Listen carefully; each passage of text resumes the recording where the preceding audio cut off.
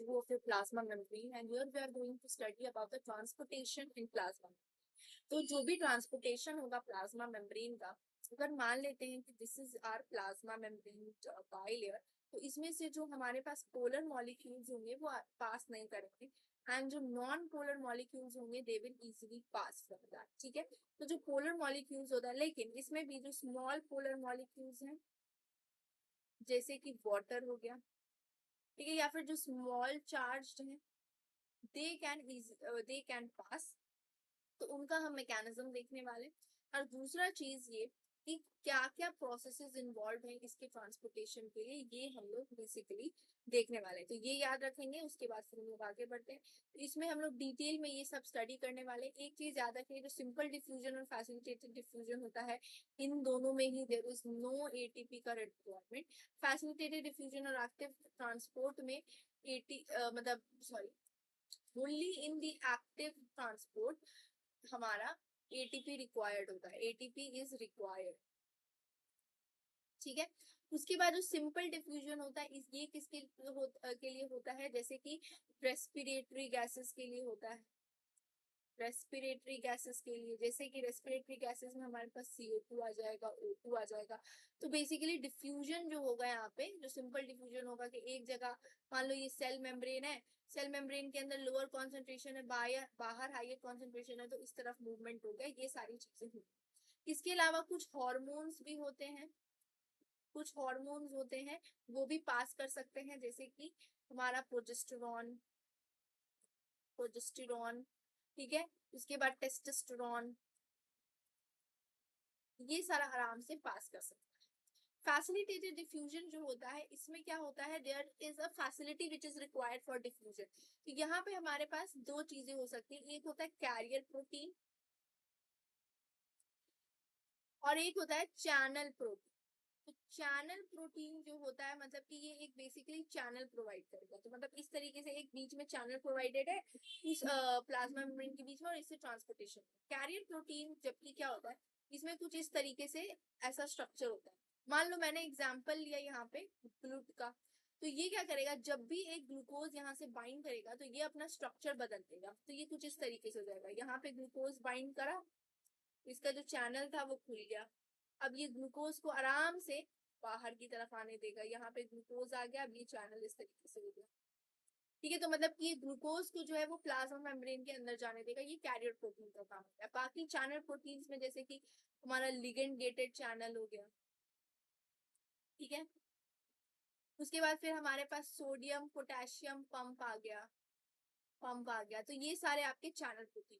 Facilitated diffusion में there is no ATP का requirement, और यहाँ पे जो होता है, जो भी चीज पास करेगा वो हाई कॉन्सेंट्रेशन से कहाँ जाएगा, लो कॉन्सेंट्रेशन की तरफ। लेकिन एक्टिव ट्रांसपोर्ट में it is always low concentration to high concentration. ठीक है, इसमें दो तरीके का ट्रांसपोर्ट यहाँ पे आएगा हमारे पास। ठीक है, दो तरीके का ट्रांसपोर्ट में क्या आता है, इसमें एक हमारे पास आ जाएगा प्राइमरी एक्टिव ट्रांसपोर्ट,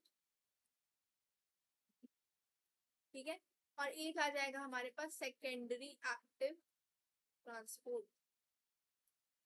अब इसमें क्या है वो देखते हैं। तो देखो, प्राइमरी एक्टिव ट्रांसपोर्ट में जो होगा वो डायरेक्ट यूज होगा एटीपी का, डायरेक्ट यूज ऑफ एटीपी।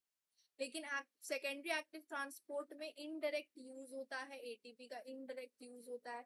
इसका क्या मतलब है, एग्जांपल से समझते हैं। जैसे कि मान लो ये मेरे पास पंप है, इसमें से सोडियम का जो कॉन्सेंट्रेशन है वो बाहर बहुत ज्यादा होता है, सेल के अंदर जो होता है वो बहुत कम होता है, मुझे सोडियम बाहर की तरफ भेजना है, तो इसके लिए हम क्या करेंगे, यहाँ पे एटीपी का यूज करेंगे। तो यहाँ पे डायरेक्टली हम यूज कर रहे थे। सेकेंडरी एक्टिव ट्रांसपोर्ट में क्या होता है, मान लो बाहर जो है सोडियम का कॉन्सेंट्रेशन बहुत ज्यादा है, ग्लूकोज का कॉन्सेंट्रेशन कम है, यहाँ पे सोडियम का कॉन्सेंट्रेशन कम है, तो हमें क्या चाहिए कि ग्लूकोज भाई अंदर आ जाए, तो हम यहाँ पे ग्लूकोज को यहाँ अंदर लेकर के आएंगे, यहाँ पे भी हम एटीपी यूज करेंगे। लेकिन पहले हम क्या करते हैं, सोडियम मान लो यहाँ पे है, तो सोडियम का पहले हम ग्रेडियंट क्रिएट करते हैं, उसके बाद फिर हम ग्लूकोज को साथ में लेके आते हैं। तो बेसिकली इनडायरेक्ट यूज जो होगा वो हमारा सेकेंडरी ट्रांसपोर्ट में होगा। तो मतलब इनडायरेक्ट यूज जो हो रहा है तो वो सेकेंडरी एक्टिव ट्रांसपोर्ट हो गया। उसके बाद फिर हमारे पास एक और आता है जिसे हम कहते हैं वेसिकुलर ट्रांसपोर्ट। इसको कहते हैं हम लोग वेसिकुलर ट्रांसपोर्ट। ठीक है, तो एक और यहाँ से ऐसे निकाल लो। तो वेसिकुलर ट्रांसपोर्ट भी इसमें क्या होता है, प्लाज्मा मेम्ब्रेन में, प्लाज्मा मेम्ब्रेन फॉर्म्स वेसिकल। ठीक है, इसमें आपको आएगा दो टाइप।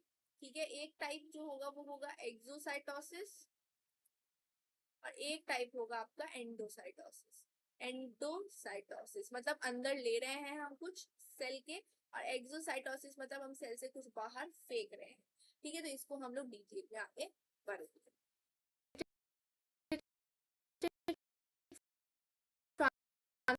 ट्रांसपोर्ट में सबसे पहला जो हमारे पास आएगा वो हो जाएगा ग्लूट ट्रांसपोर्ट सिस्टम। तो ग्लूट में it is basically the glut transport is actually for your glucose. Wait, let me use the pen color. Yes. So glut transport is actually for the glucose. तो इसमें क्या होता है कि बाहर जो होता है ग्लूकोज काफी ज्यादा हाई होता है। ये हमारे पास let us consider that this is our plasma membrane. तो यहाँ पे ग्लूकोज का कॉन्सेंट्रेशन क्या है, काफी ज्यादा हाई है। तो और यहाँ पे ग्लूकोज का कॉन्सेंट्रेशन जो है वो काफी ज्यादा कम है। तो क्या ये चैनल ऐसे ही ओपन हो जाएगा? So it is not like that, because it is a carrier protein. So it is a carrier protein. तो अब क्योंकि ये कैरियर प्रोटीन है, तो यहाँ पे जो ग्लूकोज का ऐसे मॉलिक्यूल है वो आकर के यहाँ पे बाइंड करेगा, एंड देन ये एक स्पेस काइंड ऑफ बनाएगा, और फिर एक मॉलिक्यूल जो है हमारे सेल के अंदर चला जाएगा। तो इस तरीके से ये जो ग्लूट ट्रांसपोर्टर्स होते हैं विच इज कैरियर प्रोटीन, ये फैसिलिटेटेड ट्रांसपोर्ट में हेल्प करते हैं। इसमें जो सबसे पहला एग्जाम्पल है that is of GLUT one. GLUT one जो होता है वो हमारे ब्रेन में प्रेजेंट होता है। ठीक है, ब्रेन में या फिर आरबीसीज में हमारे प्रेजेंट होता है GLUT transport, GLUT one. Then GLUT two जो होता है वो प्रेजेंट होता है लिवर में एंड बीटा सेल्स में। देन ग्लूट थ्री जो होता है, ग्लूट थ्री जो रहेगा that will be in neurons. GLUT four जो होगा ये प्रेजेंट होगा एडिपोज टिश्यूज या फिर मसल्स में, क्योंकि इसके पास इंसुलिन का रिसेप्टर होता है। So this is very important. ठीक है, तो GLUT one is present in brain और RBCs we can say. Then GLUT two liver beta cells में, ग्लूट थ्री न्यूरॉन्स में, ग्लूट फोर मसल सेल्स में प्रेजेंट होता है। ठीक है, उसके बाद फिर आते हैं एक्वापोरिन्स में। तो एक्वापोरिन्स जो होते हैं they are for the transportation of the water. Okay, so water के ट्रांसपोर्टेशन के लिए हम लोग एक्वापोरिन्स का यूज करेंगे। क्या है इसमें, सिंपल ये जो होगा, अब जितना भी यहाँ पे आप चैनल्स देख रहे हैं ये सारे चैनल्स कैरियर प्रोटीन्स नहीं है, बल्कि they are the channel proteins. मतलब इनमें कोई कॉन्फर्मेशनल चेंजेस एज सच नहीं आने वाला है। तो यहाँ पे जो हमारा एक्वापोरिन्स होता है ये हेल्प करता है वाटर के ट्रांसपोर्ट में। तो यहाँ पे जो वाटर होगा वो काफी ज्यादा हाई कॉन्सेंट्रेशन में होगा। नो व्हाट हैज हैपेंड, या सो ये जो होगा ये काफी ज्यादा हाई कॉन्सेंट्रेशन में होगा, और यहाँ पे जो हमारे पास वाटर होगा ये हमारा लो कॉन्सेंट्रेशन में होगा। तो water will move from its high concentration to its low concentration, that is why यहाँ पे ये ऑस्मोसिस हो जाएगा। तो ये होता है एक्वापोरिन्स में। तो aquaporins is another facilitated diffusion का एग्जांपल।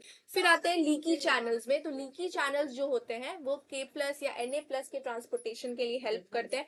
तो यहाँ पे जो एग्जाम्पल है वो है पोटेशियम का लीकी चैनल, जो कि न्यूरॉन्स में प्रेजेंट होगा।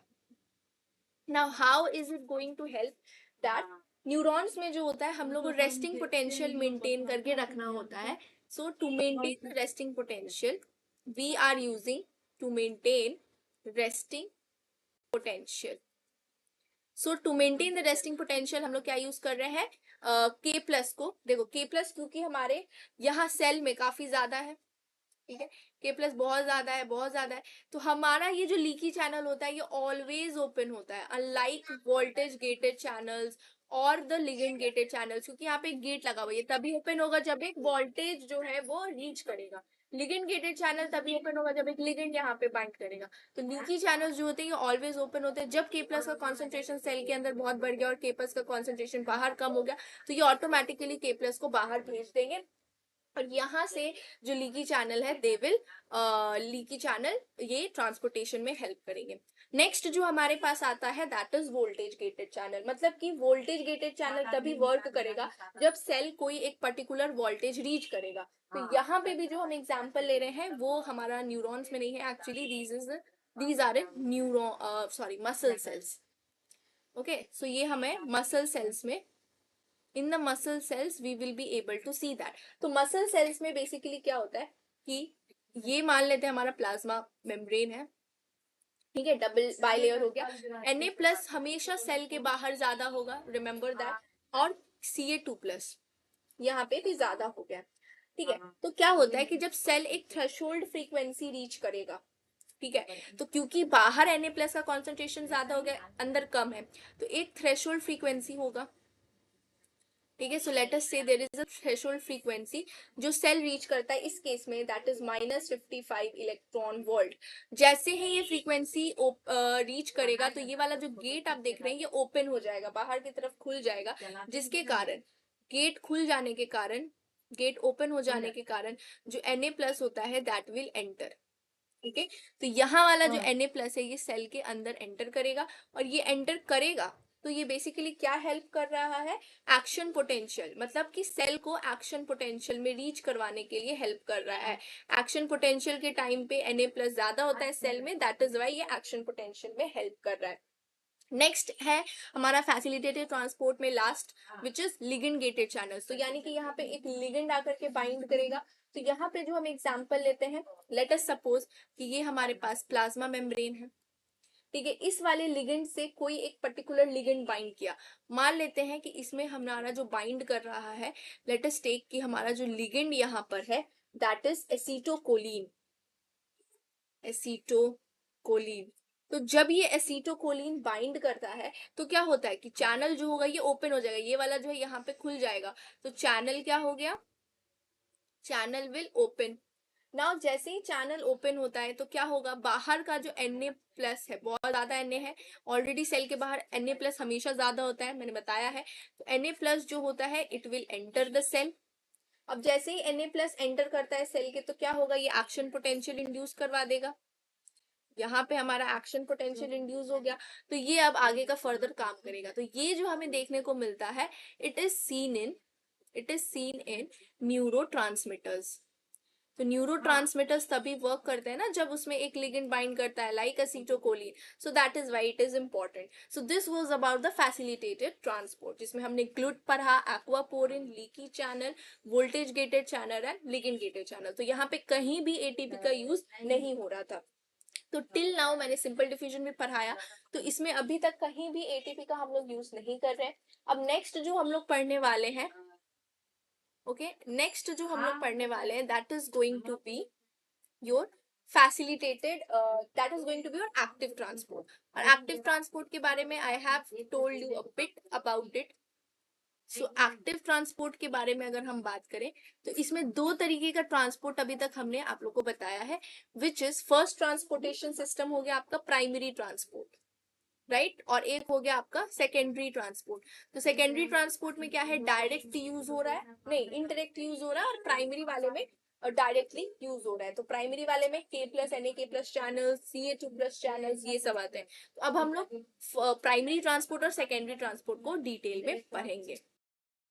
Primary active transport. तो प्राइमरी एक्टिव ट्रांसपोर्ट में हमारे पास सबसे पहला जो ट्रांसपोर्टेशन वाला चैनल आता है वो है Na+ चैनल. तो ये भी हमारे पास कैरियर प्रोटीन नहीं है, ये चैनल है, ठीक है. अब ये हर चीज जो हम पढ़ेंगे वो चैनल होगा. तो Na+ चैनल में बेसिकली क्या होता है कि सबसे पहले तो ये कहाँ पे प्रेजेंट होगा, ये हार्ट में प्रेजेंट हो सकता है, ठीक है. It can be present, example it can be present in heart, ठीक है, आपके मसल्स में प्रेजेंट हो सकता है कॉन्ट्रैक्शन रिलैक्सेशन के लिए, इन सब में. सो इसमें होता क्या है कि यहाँ पे हम एटीपी का यूज करेंगे. तो बाहर जो है K+ आया, K+ अटैच होगा, और अंदर से Na+, यहाँ पे भी Na+. तो देखो होगा ये कि ये वाला जो चैनल है हमारा, जो Na+ है जो अंदर यहाँ पे बाइंड किया, ये बाहर चला जाएगा, और जो K+ यहाँ पे आ रहा है वो अंदर की तरफ मूव करेगा, ठीक है. इसमें बेसिकली क्या ये हेल्प करता है, तो ऑस्मोटिक बैलेंस, ठीक है, ऑस्मोटिक बैलेंस क्रिएट करने में ये काफी ज्यादा हेल्प करता है. उसके बाद फिर रेस्टिंग और एक्शन पोटेंशियल मेंटेन करने के लिए, एक्शन पोटेंशियल और रेस्टिंग पोटेंशियल मेंटेन करने के लिए ये काफी ज्यादा हेल्पफुल होता है, ठीक है. एंड ये हमारा हार्ट में प्रेजेंट है, मसल्स में प्रेजेंट है, everywhere it is present. Calcium pump. Now calcium pump जो यहाँ पे हम देख रहे हैं, ये present as such, it is not present in the plasma membrane but on the smooth reticulum, sarcoplasmic reticulum of the muscles। ठीक है, तो इसका जो प्रेजेंट कहाँ पे है, ये it is present in sarcoplasmic reticulum, sarcoplasmic reticulum. तो यहाँ पे क्या है कि जो Ca2+ है काफी ज्यादा सार्कोप्लाज्मिक रेटिकुलम में लो होगा। ठीक है, तो यहाँ पे लो है, और sarcoplasmic reticulum in the cell is actually very high. यहाँ पे क्या है, सार्कोप्लाज्मिक रेटिकुलम काफी ज्यादा हाई है। ये कब हो सकता है सिचुएशन, ये तभी हो सकता है जब हमारा कॉन्ट्रैक्शन का टाइम हो। तो कभी भी मसल्स में जब कॉन्ट्रैक्शन का टाइम होता है तो ये वाला कैल्शियम का जो आयन होता है ये काफी ज्यादा हाई हो जाएगा। नाउ अब हमें क्या चाहिए कि रिलैक्सेशन करवाना है। तो रिलैक्सेशन के टाइम पर जो कैल्शियम का आयन यहाँ पे बहुत ज्यादा था, तो वो अब उसको अंदर भेजना है। तो यहाँ पे क्या होगा, एटीपी का यूज होगा। ठीक है, एडीपी बनेगा और एटीपी का यूज हो जाएगा, और ये वाले जो कैल्शियम आयंस बहुत ज्यादा थे वो अंदर चले जाएंगे। And mind you, here also we will use our ATP. Okay, so this was all about the calcium pump. इसमें हमें बस इतना याद रखना है, बस आप पोजिशनिंग या एग्जाम्पल इसका याद रखेंगे। उसके बाद आते हैं प्रोटॉन पंप में। तो प्रोटॉन पंप जो है, इसका भी हम न्यूरॉन्स ले सकते हैं, मसल्स ले सकते हैं, but I would like to give you example of stomach. Okay, so basically क्या होगा, लेट अस कंसीडर दैट यहाँ पे हमने एक प्लाज्मा मेम्ब्रेन यहाँ पे ड्रॉ कर लिया। ये वाला जो पार्ट होगा ये ल्यूमेन है स्टमक का, और ये वाला जो पार्ट है this is the parietal layer, और we can say parietal cells in the stomach. जो पेराइटल सेल्स होते हैं इनका फंक्शन क्या होता है, HCl बनाना। कहाँ पे HCl बनाना, स्टमक में ऑब्वियसली HCl बनाएगा for digestion purpose. Okay, now what will happen, यहाँ पे H+ जो होगा वो कम हो जाएगा क्योंकि बना रहा है भाई बहुत ज्यादा H+ वगैरह, और यहाँ ल्यूमेन में H+ बहुत ज्यादा हो गया, इसलिए हमने लाइक HCl यूज किया तो यहाँ पे काफी ज्यादा होगा। Now what will happen, we want that this H+ जो है वो यहाँ पे आए। ठीक है, अगेंस्ट द ग्रेडियंट के यूज हो, तो हम क्या करेंगे कि एटीपी का यहाँ पे हम सिंथेसिस, एटीपी का बेसिकली यूज करेंगे, एटीपी प्लस इनऑर्गेनिक फॉस्फेट, यहाँ पे इनऑर्गेनिक फॉस्फेट ऐड करना पड़ेगा। तो अब एटीपी यहाँ पे क्या बनाएगा, यहाँ पे एटीपी बन जाएगा, मतलब एटीपी का यूज हो जाएगा। एंड जो यहाँ पे हाई लो कॉन्सेंट्रेशन से क्या होंगे, ये मूव करेगा to outwards in the lumen. ठीक है, तो ये बेसिकली स्टमक में प्रोटॉन पंप प्रेजेंट होता है।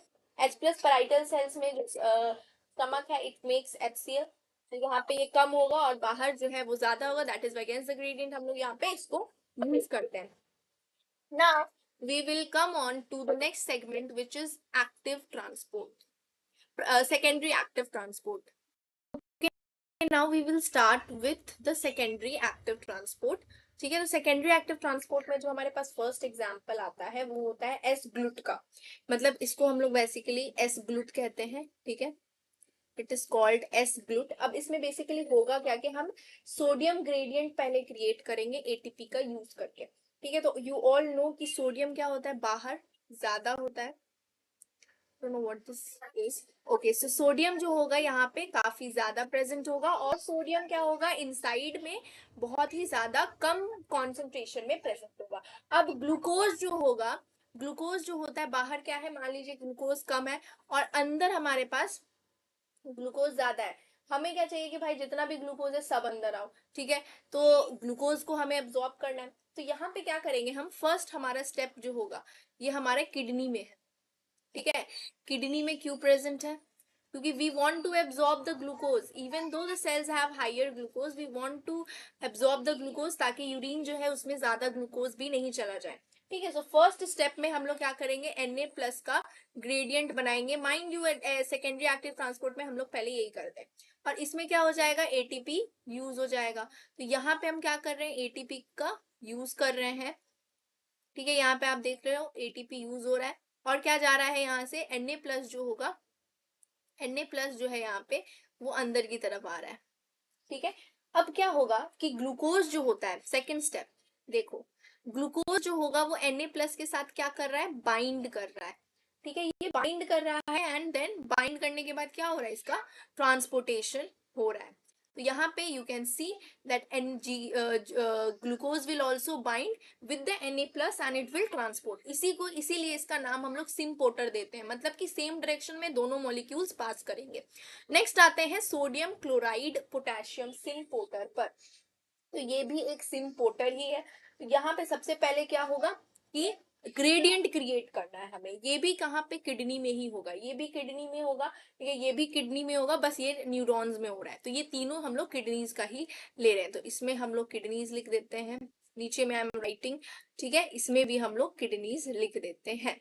नाउ सोडियम क्लोराइड पोटेशियम वाले में क्या होगा कि सबसे पहले हम लोग क्या कर रहे हैं, हम लोग एक्सपेल करेंगे, किसको एक्सपेल करेंगे, सोडियम, और सोडियम को एक्सपेल करेंगे और इंपोर्ट कर देंगे, we will import the K+।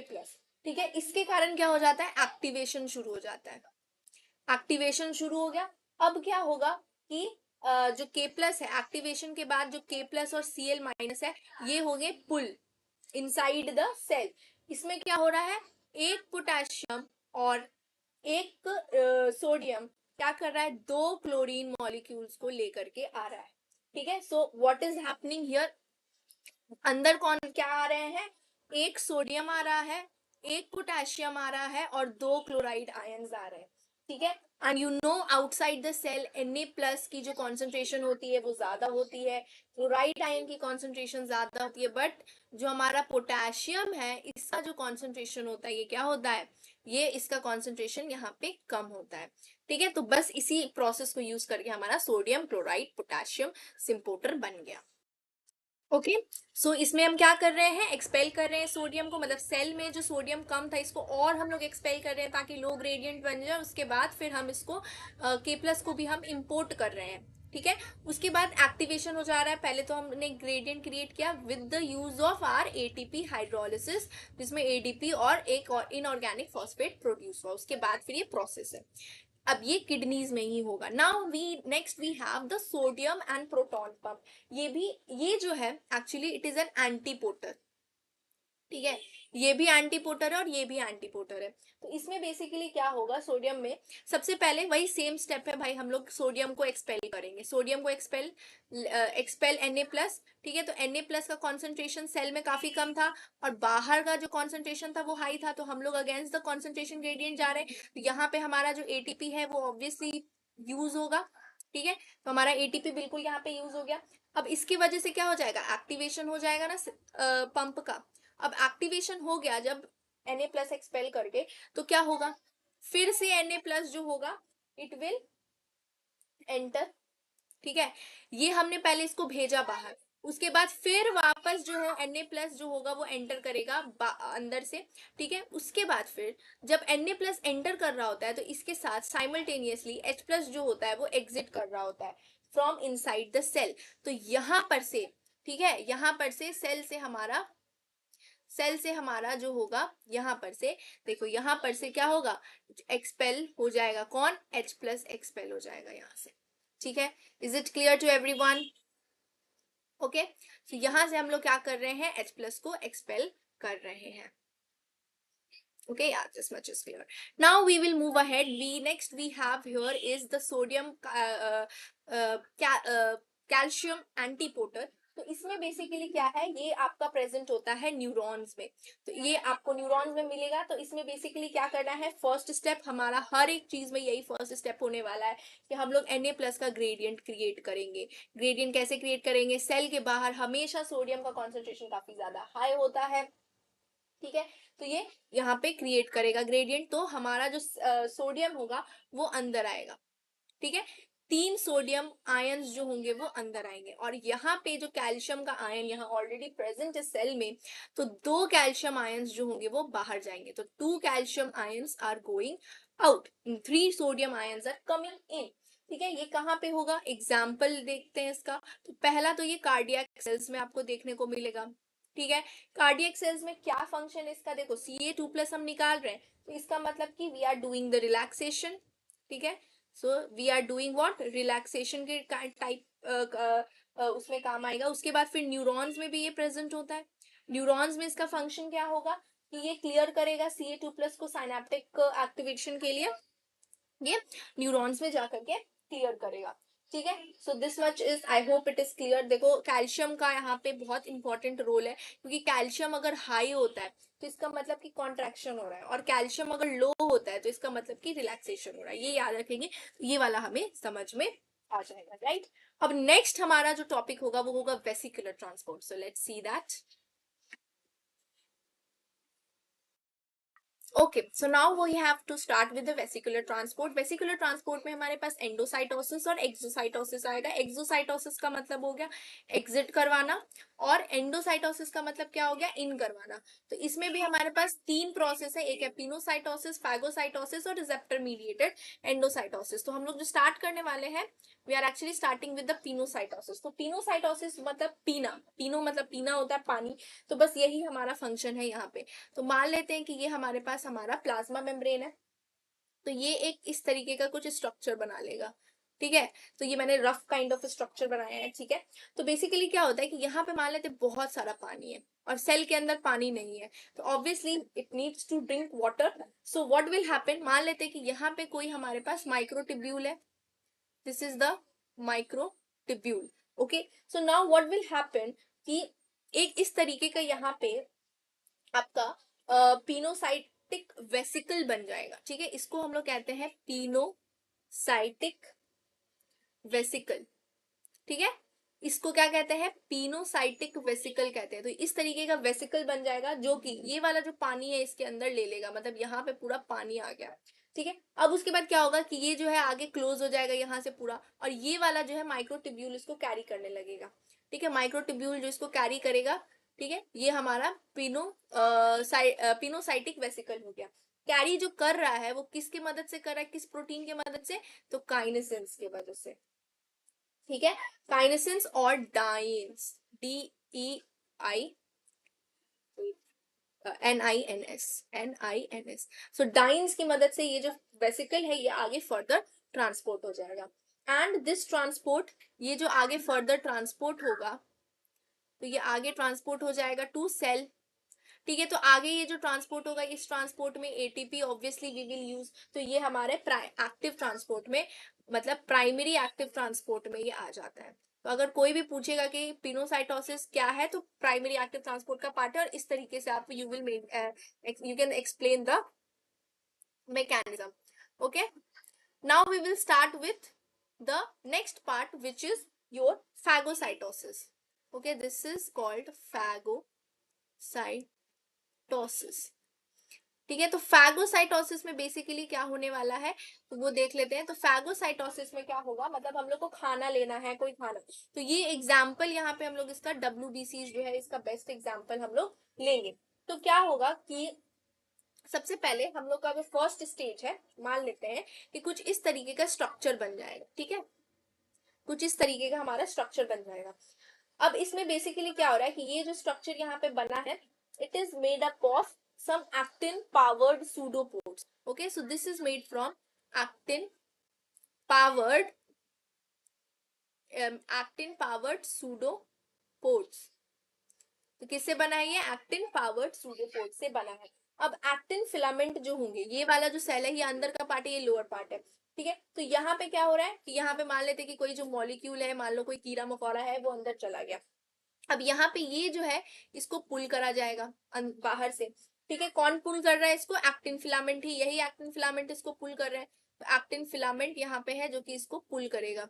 अब एक्टिन फिलामेंट के पुल करने के बाद आगे इसका क्या स्ट्रक्चर होने वाला है, तो एक फैगोजोम का फॉर्मेशन आपको देखने को मिलेगा। तो आगे जो है ये हमारा प्लाज्मा मेम्ब्रेन है, यहाँ पे हमारे पास क्या फॉर्म हो गया है, we have now seen a फैगोजोम।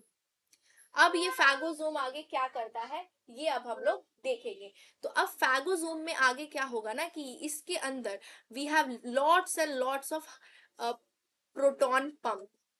ठीक है, इसके अंदर हमारे पास क्या है, प्रोटॉन पंप है। तो प्रोटॉन पंप की वजह से जितना भी H+ होगा वो सब इसके अंदर चला जाएगा, और अंदर जाने के बाद H+ will make it acidic. ये इसको क्या बना देंगे, I don't know what is this. Okay, so it will make it acidic. Yeah, it will make it acidic. Acidic होने की वजह से क्या होगा, जो लाइबोसोम्स है they will work better in the acidic environment. Okay, so अब ये एसिडिक बन चुका है, तो आगे का सिनारियो देखते हैं। एसिडिक बनने के बाद ये हमारे पास ये रहा हमारा, लेट अस से that this is your phagosome, और ये हमारे पास आ गया हमारा लाइसोसोम। ठीक है, तो इसको हम लोग कह रहे हैं कि ये लाइसोसोम है, और ये हमारे पास क्या है, दिस स्ट्रक्चर इज फैगोसोम, जो कि हमने अभी देखा था कैसे बन रहा है। तो अब ये जो लाइसोसोम होगा ये इसके साथ अब फ्यूजन करेगा। लाइसोसोम क्या करता है, works better in acidic cases. तो इन एसिडिक इन्वायरमेंट ये अच्छा काम करता है। अब क्या होने वाला है यहाँ पे, अब ये होगा कि जो आपका फैगोसोम है ये हमारा यहाँ पे आया, और इसके साथ जो लाइसोसोम है ये बेसिकली अटैच कर जाएगा। अटैच करने के बाद इसको हम एक नया नाम देंगे, जिसका नाम है फैगो लाइसोसोम। ओके, सो इसका नाम है फैगो लाइसोसोम। ये बेसिकली क्या करता है, डाइजेशन का पूरा काम करेगा। चलो, पूरा डाइजेशन हो गया। अब पूरा डाइजेशन होने के बाद ये क्या फॉर्म करने वाला है, इट विल फॉर्म अ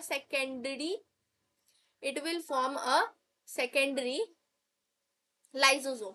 तो ये हमारे पास यहाँ पे क्या बन गया, सेकेंडरी लाइसोसोम बन गया।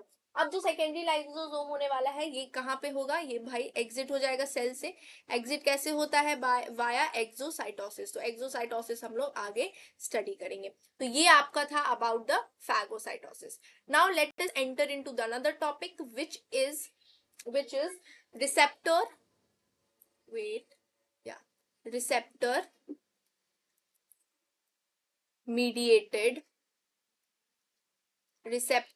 mediated endocytosis. ठीक है, तो अब रिसेप्टर मीडिएटेड एंडोसाइटोसिस में देखिए, अब ये इसका जो स्टेप है it is going to be a bit vast. Okay, so इसको हम डायग्राम से ही समझेंगे, तो घबराना नहीं है और आगे बढ़ते रहना। तो यहाँ पे सबसे पहले हम बना रहे हैं एक छोटा सा स्ट्रक्चर, ठीक है, which is not very very छोटा सा स्ट्रक्चर। तो ये हमारे पास कुछ इस तरीके से स्ट्रक्चर बनेगा। ओके, इसको यहीं पे रखते हैं। अब ये थोड़ा इस तरीके से हम लोग यहाँ पे बना रहे हैं, ठीक है। ये आपको प्लाज्मा मेम्ब्रेन वापस से, मतलब ये एक बहुत ही रफ डायग्राम है, आई नो, तो लेट अस सी। अब यहाँ पे क्या है कि हमारे पास है एलडीएल का receptor. What is this LDL ma'am, so LDL is actually low density lipoproteins. Okay, तो इसको यहाँ पे हमारे पास क्या आ रहा है, लो डेंसिटी लिपोप्रोटीन्स का receptor. So this is LDL. LDL हो गया low density lipoproteins, these are very important. Okay, अब क्या होता है कि इसके ये रिसेप्टर्स है, ये क्या है, LDLR है, मतलब LDL के रिसेप्टर्स। तो अब क्या होगा कि ये जो लिपोप्रोटीन्स LDL है ये इससे यहाँ के बाइंड करेगा। ठीक है, अब जैसे ही ये बाइंड करता है ना, तो क्या होता है कि एक अलग से फिर प्रोसेस होने लग जाता है। ये प्रोसेस क्या है कि मैम कुछ कैथरीन्स, ये जो LDL है ये सिग्नल भेजेगा। तो ये फर्स्ट प्रोसेस था आपका, ठीक है, it was the first process. First process में क्या हो रहा था कि LDL जो है वो हमारा बन जाएगा। ठीक है, तो LDL में हम क्या करने वाले हैं, ओके यार, now the second step is this. ये हमारा फर्स्ट स्टेप था। अब आगे बढ़ते हैं सेकेंड स्टेप में। तो सेकेंड स्टेप में क्या होने वाला है मैम, क्योंकि LDL आ गया तो यहाँ पे कुछ इस तरीके से एक अलग से कंपाउंड जुड़ जाएंगे जिसका नाम होगा कैथरीन्स। ठीक है, तो कैथरीन्स जो होंगे वो अटैच हो जाएंगे। कैथरीन्स का फंक्शन क्या है, तो ये जो कैथरीन्स यहाँ पे अटैच हुए हैं वो इस तरीके से, तो वो जो होंगे क्या करेंगे, जो सेल है इसको अंदर की तरफ खींच करके इस तरीके का एक गोल काइंड ऑफ इन्वेजिनेशन बना देंगे। ठीक है, तो यहाँ पे जो थर्ड स्टेप है हमारे पास क्या है, इन्वेजिनेशन। यहाँ पे बन गया। ठीक है, अब क्या हो जाएगा, इन्वेजिनेशन तो बन गया है मैम, लेकिन ये जो LDL है ये जब ऐसे घूमेगा तो यहाँ पे भी तो LDL आएगा। तो बिल्कुल इसी तरीके से यहाँ पे भी LDL इस तरीके से हम लोग बना देंगे, और इसके ऊपर क्या बाइंडेड है, LDL ऑलरेडी बाइंडेड है। ठीक है, अब क्या होने वाला है कि हमारा ये LDL जो होगा वो बाइंड पूरा अच्छे से पूरा यहाँ पे इमेजिनेशन बना करके ये बना देगा आपका एक vesicle, which is clathrin coated vesicles. ठीक है, तो ये इस तरीके से यहाँ पे वेसिकल्स बना देगा। अब ये वाला जो वेसिकल बना, दिस इज फोर्थ स्टेप। तो फोर्थ स्टेप में क्या हो रहा है, वेसिकल फॉर्मेशन। तो फोर्थ स्टेप में क्या हो रहा है, वेसिकल फॉर्मेशन। और वेसिकल कैसा, जिसके आउटर पोर्शन पे क्या हो, कैथरीन्स प्रेजेंट हो, सी शेप है ना, तो इसको हम लोग कैथरीन्स कह रहे हैं। तो कैथरीन्स जो यहाँ पे प्रेजेंट है, अंदर में क्या है, अंदर में हमारा एलडीएल रिसेप्टर है, अंदर में क्या है, एलडीएल रिसेप्टर है, जिसे कौन बाइंडेड है, एलडीएल, अभी भी एलडीएल छूटा नहीं है, ये अभी भी बाइंडेड है।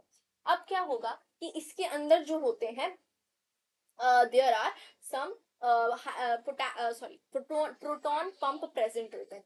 तो ये जो प्रोटॉन पंप होंगे, ठीक है, तो फिफ्थ स्टेप में क्या होने वाला है, प्रोटॉन पंप के वजह से जो H प्लस होगा वो एंटर कर जाएगा हमारे वेसिकल में, ठीक है। H प्लस कहाँ पे एंटर करने वाला है, वेसिकल में। और इसको, इस वेसिकल का नाम जो है, इसका एक अलग से हम लोग नाम देते हैं, जिसका नाम होता है एंडोजोम, याद रखेंगे, ठीक है, इट इज वेरी इंपॉर्टेंट। तो एंडोजोम यहाँ पे बन चुका है। अब एंडोजोम जो बना है, इसके अंदर क्या होगा कि बहुत सारे पोटेशियम H प्लस जो है वो एंटर कर रहा है, H प्लस जो है वो एंटर कर रहा है। H प्लस एंटर करने की वजह से क्या हो गया, ये एसिडिक काइंड ऑफ थोड़ा सा बन गया है, ठीक है। तो अब हमें क्या करना है भाई, डाइजेशन करवाना है, ठीक है। तो अब क्योंकि ये एसिडिक बन चुका है यहाँ से, तो ये क्या बना है, सिक्स्थ स्टेप में ये एसिडिक बन चुका है, ठीक है। नाउ अब सिक्स्थ स्टेप से आगे बढ़ते हैं। अब आगे अगर हम बढ़ेंगे तो क्या होगा, यहाँ पे ये हमारे पास जो यहाँ पे रहा, ठीक है, तो इसको हम थोड़ा सा साइडवेज शिफ्ट कर सकते हैं, या तो अब यहाँ पे क्या होगा कि ये वाला जो हमारे पास रिसेप्टर बना था, ये अब लाइजोसोम के साथ पूरा कंबाइन करेगा, तो यहाँ पे जो है लाइजोसोम है, ठीक है। उसके बाद फिर लाइजोसोम क्या कर देंगे, इसका डाइजेशन कर देंगे, ठीक है। तो ये हमारे पास बन जाता है सेवेंथ स्टेप। तो सेवेंथ स्टेप में लाइजोसोम का डाइजेशन हो रहा है। अब उसके बाद फिर क्या होगा, अब क्या है कि भाई, अब इसका जो डाइजेशन हो गया, ठीक है, लेकिन रिसेप्टर जो है वो तो खाली रह गया ना। अब पूरा एलडीएल जो हमने लिया था, वो तो एलडीएल हमने डाइजेस्ट करके पूरा कर लिया, तो अब ये तो पूरा सेल खाली हो गया, ठीक है। तो अब क्या होता है कि ये वापस से कहाँ चला जाता है, प्लाज्मा मेम्ब्रेन के पास, यहाँ पे चला जाता है, प्लाज्मा मेम्ब्रेन के पास चला जाता है वापस से। और फिर से ये जो हमारा एलडीएल रिसेप्टर है, ये इधर फ्यूज हो जाएगा, और फ्यूज हो जाने के बाद फिर से यहाँ पे वापस हमारे पास एलडीएल के बाहर से रिसेप्टर्स आ जाएंगे, ठीक है। तो ये हमारा था पूरा receptor mediated transport. First step क्या था इसका, फर्स्ट स्टेप था कि एलडीएल जो है यहाँ पे लो डेंसिटी बाइंड कर रहा है, फिर कैथरीन्स अटैच हो रहे हैं, इन्वेजिनेशन हो रहा है, वेसिकल फॉर्म हो रहा है अंदर में, एंडोजोम बन रहा है, H प्लस एंटर कर रहे हैं, लाइजोसोम यहाँ पे एसिडिक बना रहा है, और फिर एक और एलडीएल रिसेप्टर फिर प्लाज्मा मेम्ब्रेन पे बाइंड कर जा रहा है। अगर इसमें कोई डिफेक्ट आता है तो एलडीएल में जितना फिर कोलेस्ट्रॉल वगैरह का प्रॉब्लम आपको देखने को मिल जाएगा, ठीक है। अब आगे बढ़ते हैं हम लोग अपने लास्ट पोर्शन पे, विच इज योर एक्सोसाइटोसिस, ठीक है। तो एक्सोसाइटोसिस आई गेस मैं यहाँ पे एक्सप्लेन कर सकती हूँ, तो हम लोग यहाँ पे तो इसको साइड करते हैं and I will start my explanation. So exocytosis में ऑल ऑफ यू नो कि बस हम लोग को एग्जिट करवाना है, एक्सपेल करवाना है। तो हम लोग क्या क्या एक्सपेल करवा सकते हैं, इसमें से हॉर्मोन्स एक्सपेल करवा सकते हैं अगर कोई है तो, जो सिंथेसाइज हो रहा है, या फिर हम लोग वेस्ट को एक्सपेल करवा सकते हैं, ठीक है, या न्यूरो ट्रांसमीटर्स में भी काफी ज्यादा ये हेल्पफुल होगा। गॉबलेट सेल्स में भी ये काफी ज्यादा प्रेजेंट हो सकता है, गॉबलेट सेल म्यूसिन जो सिक्रीट करते हैं, वो सिक्रीशन में एक्सोसाइटोसिस हेल्प करेगा। तो इसमें हम क्या बनाएंगे, फिर से बिना प्लाज्मा मेम्ब्रेन के तो बिल्कुल भी पूरा नहीं है ये। हम लोग यहाँ पे प्लाज्मा मेम्ब्रेन बना रहे हैं, और यहाँ पे फिर से बेसिकली एक इन्वेजिनेशन बनेगा, ठीक है। ये कुछ इन्वेजिनेशन टाइप ऑफ हमारा बनेगा, ठीक है। ये प्लाज्मा मेम्ब्रेन था, और फिर ये यहाँ से ऐसे थोड़ा सा मुड़ जाएगा, और ये हमारा यहाँ पे थोड़ा सा, अब ये यहाँ से स्टार्ट नहीं करते, स्टार्ट करते हैं हम लोग थोड़ा सा अपने न्यूक्लियस से। तो न्यूक्लियस में ये है हमारा न्यूक्लियस। अब इसमें मैं आप लोग को एक सिनेरियो दे रही हूँ कि लेट अस से that we have the DNA here, okay, यहाँ पे हमारे पास पूरा डीएनए है। अब ये डीएनए क्या बना रहा है, एमआरएनए बना रहा है, ठीक है, एमआरएनए बनाया। अब ये एमआरएनए यहाँ से बाहर निकला, अब ये कहाँ पे जाएगा भाई, ईआर के पास जाएगा, right, obviously it will go to ER, ठीक है। तो यहाँ पे ये ईआर के पास गया, ठीक है, बहुत ही गंदा डायग्राम है, नो, बट ईयर के पास जाकर के ये क्या बना देगा, वेसिकल्स, ठीक है। इसमें कुछ प्रोटीन्स थे, this is your vesicle, late us say that यहाँ पे कुछ प्रोटीन सिंथेसाइज हुआ जो कि हमें बाहर लगाना है, तो ये हो गया हमारा वेसिकल। वेसिकल फिर कहाँ पे जाएगा, गोल्जी बॉडी के पास जाएगा, ठीक है।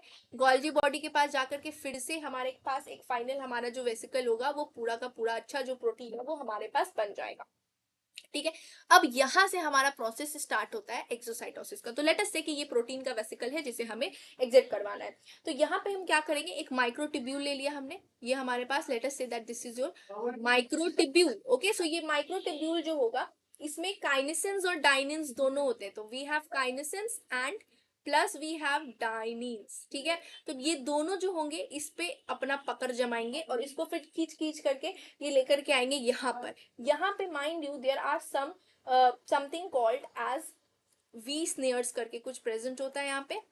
ये जो है यहाँ पे ये इन्वेजिनेशन बनाएंगे और थ्रू इन्वेजिनेशन ये हमारा डाउन चला जाएगा, जो प्रोटीन होगा वो निकल जाएगा, ठीक है। ये एक ट्रांसपोर्टेजेस से के थ्रू ये बाहर निकल जाएगा। तो ये हमारा एक्सोसाइटोसिस था, ठीक है। तो with that we have completed the whole protein, sorry not protein trafficking, but we have completed the whole membrane transport. हमने सिंपल डिफ्यूजन, फैसिलिटेटेड डिफ्यूजन देखा, उसके बाद फिर we have seen the active transport के दोनों पार्ट्स, वेसिकुलर ट्रांसपोर्ट भी हमारा complete हो गया।